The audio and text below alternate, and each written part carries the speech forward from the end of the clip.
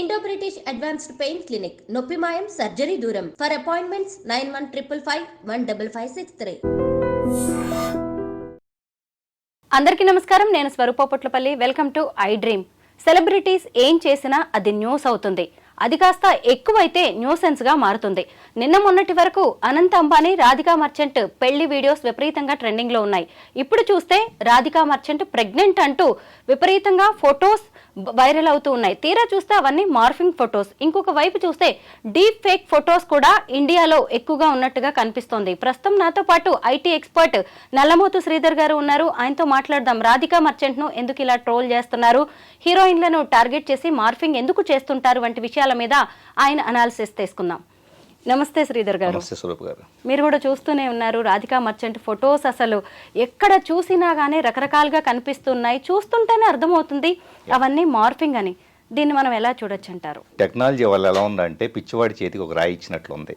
ప్రాక్టికల్గా చెప్పాలంటే around 2017లో deep fakes లాంటివి వచ్చినా కూడా అప్పటి నుంచి నేను పోలీస్ డిపార్ట్మెంట్కి సిఐడికి ట్రైనింగ్ ఇచ్చేటప్పుడు ఇలాంటివి ఎలా వస్తాయి, సో ఫర్దర్గా పోలీస్ డిపార్ట్మెంట్ వీటిని ఎలా ఇన్వెస్టిగేట్ చేయాలి, ఇదంతా వాళ్ళకి నేర్పించడం కోసం వచ్చేటప్పుడు కొన్ని డెమోస్ చేసి వాళ్ళకి ఇచ్చుండేవాళ్ళం.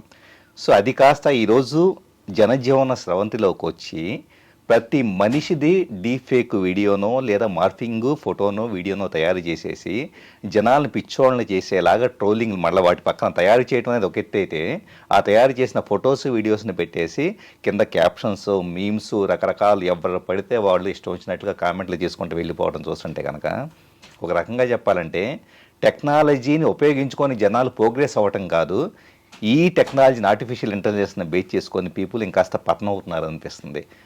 టైం అంతా ఎలాగా 24 గంటలను ఎలా గడపాలో అర్థం కాకుండా వీటన్నిటిని ఈ టైప్ ఆఫ్ కంటెంట్ని ప్రొడ్యూస్ చేసుకోవడం, కామెంట్లు చేసుకోవడం, వాటి గురించి ఇంటర్నెట్ మొత్తం గాలించేసి వెరిఫై చేసేసుకోవటం, దాదాపు ఒక యావరేజ్న 3 to 4 అవర్స్. ఇక్కడ మనకి రాధికా మర్చెంట్ ఇన్సిడెంట్నే తీసుకుంటే ఒక్కసారి ఇంట్రెస్ట్ క్రియేట్ అయ్యింది, ఈ ఫోటో ఏదో సంథింగ్ వచ్చింది అని ఇంట్రెస్ట్ క్రియేట్ అయితే ఒక వ్యక్తి యావరేజ్ని వచ్చేటప్పటికే 45 minutes నుంచి 1.5-2 గంటల పాటు అదే కంటెంట్ మీద టైం వేస్ట్ చేస్తాడు. యావరేజ్ని వచ్చేటప్పటికి దేశం మొత్తం మీద ఒక 10 కోట్ల మంది ఈ విధంగా చూశారు అనుకుందాం. 10 కోట్ల మంది గంట టైం అనేది ఎన్ని మ్యాన్ అవర్స్ అనేది భారతదేశానికి యువత యొక్క కంటెంట్ అనేది వేస్ట్ అవుతుందో దీన్ని బట్టి అర్థం చేసుకోవాలి. మళ్ళీ ఇంకొక వైపు చూస్తేనేమో జస్ట్ వాళ్ళ పెళ్ళై 4-5 నెలలు అవుతుంది, ఇంతలోకి ఆమె 8th month ప్రెగ్నెంట్ అన్నట్టుగా ఫొటోస్ పెద్ద భారీ బంప్తో పెడుతూ ఉన్నారు.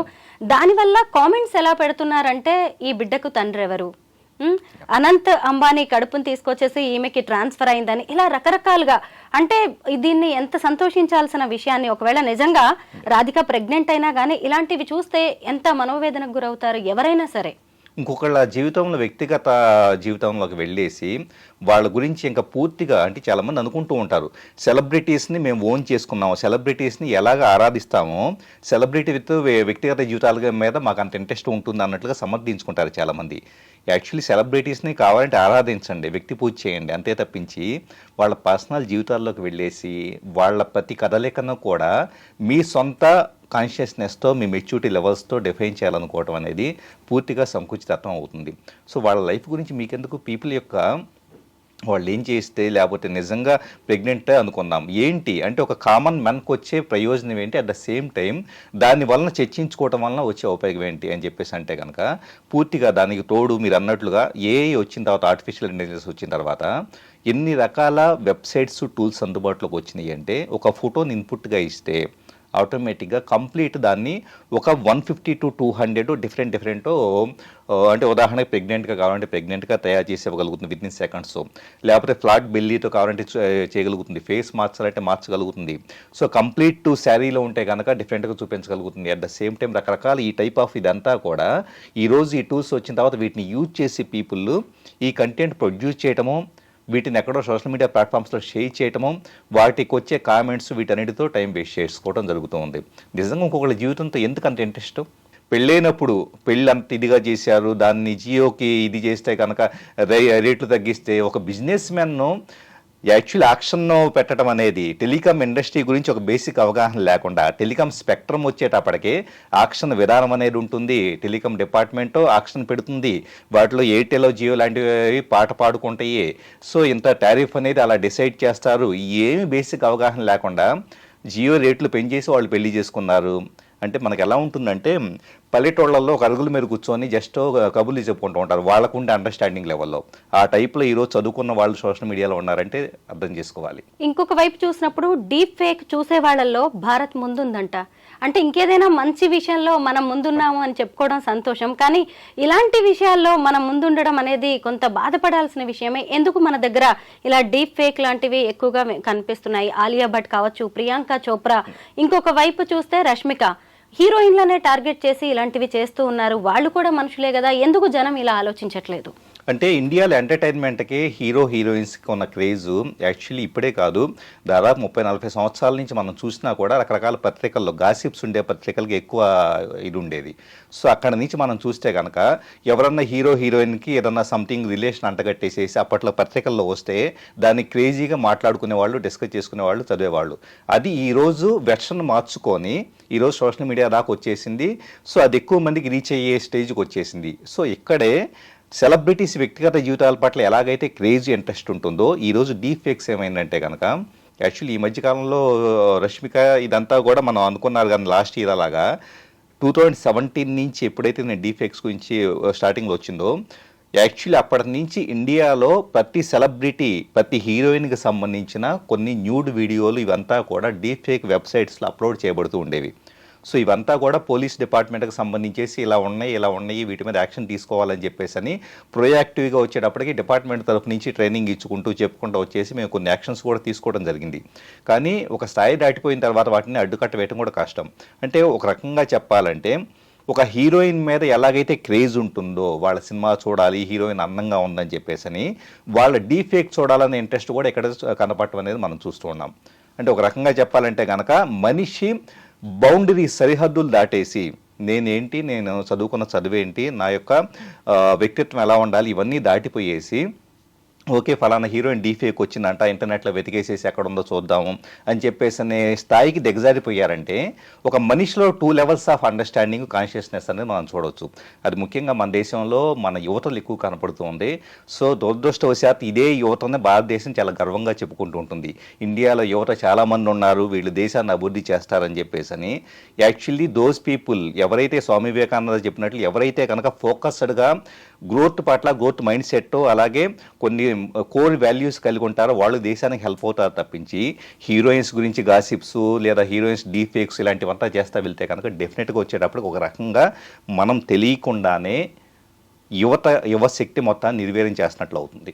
మరి ఇంకొక వైపు దీన్ని మనం సిస్టమ్ పోలీసుల పరంగా ఏం చేయలేకపోయినా, అంటే ఎక్కువగా పెరిగిపోతుండడం వల్ల కంట్రోల్ చేయలేకపోయినా వ్యక్తులుగా మనం ఏం చేయొచ్చు అంటారు? వ్యక్తులుగా వచ్చేటప్పటికే మన కంట్రోల్లో వాస్తవంగా ఏది లేదండి. ఒకటేంటంటే పేరెంట్స్ ఉన్నారు అనుకోండి, పేరెంట్స్ వచ్చేటప్పుడు వాళ్ళ పిల్లలకి ఏది మంచి ఏది చెడు, ఎలాంటి కంటెంట్ కన్జ్యూమ్ చేయాలో అంతవరకు చెప్పుకుంటారండి. ఎందుకంటే నెక్స్ట్ జనరేషన్ ఇప్పుడు జనరేషన్ కన్నా కానీ నెక్స్ట్ జనరేషన్ ఇంకా they are more prone to this type of content. So ఎంతవరకు ఏ టైప్ ఆఫ్ కంటెంట్ కన్జ్యూమ్ చేయాలి, బౌండరీస్ పెట్టుకోవటం, వాళ్ళ క్యారెక్టర్ని బిల్డ్ చేయడం, ఇదంతా కూడా పేరెంట్ చెప్పాల్సి ఉంటుంది. సో ఒక నార్మల్ పర్సన్ ఇప్పుడు ఉన్న పీపుల్ అయినా కూడా సో మీ జాబ్స్ ఏంటో, మీ స్కిల్ సెట్ ఏదో ఇంప్రూవ్ చేసుకోవడం, లేకపోతే ఏదైనా సంథింగ్ ఫ్యామిలీతో హెల్తీగా స్పెండ్ చేయడం, ఇలాంటి వాటిమే చేయండి తప్పించేసి డీప్ ఫేక్స్ లాంటివి ఎంత ఎంకరేజ్ చేస్తే, ఎంత చూస్తాం మొదలు పెడితే ఆటోమేటిక్గా ప్రతి ఒక్కళ్ళు ఈరోజు కాలేజీకి వెళ్ళే ఒక అమ్మాయినే తీసుకుందాం, ఆ అమ్మాయి లవ్ రిజెక్ట్ చేసిందని చెప్పేసి ఆ అమ్మాయి డీప్ ఫేక్, ఆమె ఫేస్ని తీసుకెళ్ళేసి డీప్ ఫేక్లో పెట్టేసేసి న్యూడ్ వీడియోలు, పోర్న్ వీడియోలు తయారు చేసి అంత స్థాయికి వెళ్ళిపోతూ ఉన్నారు. అవి చూపించి ఆమెను బ్లాక్మెయిల్ చేస్తే ఆమె సూసైడ్ చేసుకునే కండిషన్కి వెళ్ళిపోతూ ఉంది. సో ఒక రకంగా మీరు ఈ టైప్ ఆఫ్ కంటెంట్ కన్జ్యూమ్ చేస్తే ఈ సొసైటీని ఏదైతే కనుక సాటి మహిళను ఇచ్చేసే కంటెంట్ని మీరు ప్రోత్సహించినట్లు అని ప్రతి ఒక్కళ్ళు అర్థం చేసుకోగలిగితే కనుక ఎంతో కొంత అడ్డుకట్ట వేయడానికి స్కోప్ ఉంటుంది. ఇప్పుడు ఇక్కడ మనం విక్టిమ్స్ గురించి కూడా మనం ఖచ్చితంగా మాట్లాడుకోవాలి. ఇప్పుడు రాధిక నిజంగా ప్రెగ్నెంట్ అయ్యి ఉండొచ్చు, కానీ ఇలా మార్ఫింగ్ చేయాల్సిన అవసరం అయితే లేదు. ఇటువైపు చూస్తే ఈ డీప్ ఫేక్ విక్టిమ్స్ ఉన్నారు కదా, వీళ్ళు ఎలా ఉండాలంటారు? మెంటల్గా దీన్ని ఎలా తీసుకోవాలంటారు?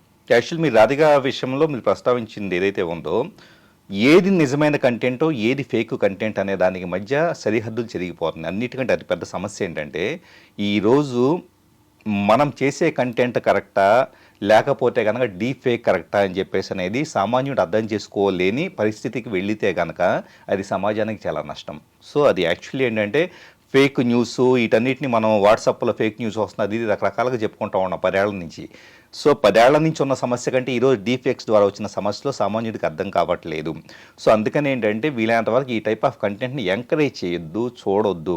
అట్ ద సేమ్ టైం ఏదన్నా ఇలాంటి కంటెంట్ వస్తే రిపోర్ట్ కొట్టడం అనేది ఎక్కడైనా కానీ ఎవరైనా కానీ బాధ్యతగా తీసుకొని ఇలాంటి కంటెంట్ ఎవరు షేర్ చేసినా కూడా ఆటోమేటిక్గా రిపోర్ట్ కొట్టడం అనేది చేస్తే కనుక కొంత అడ్డుకట్ట వేయడానికి అవకాశం ఉంటుంది.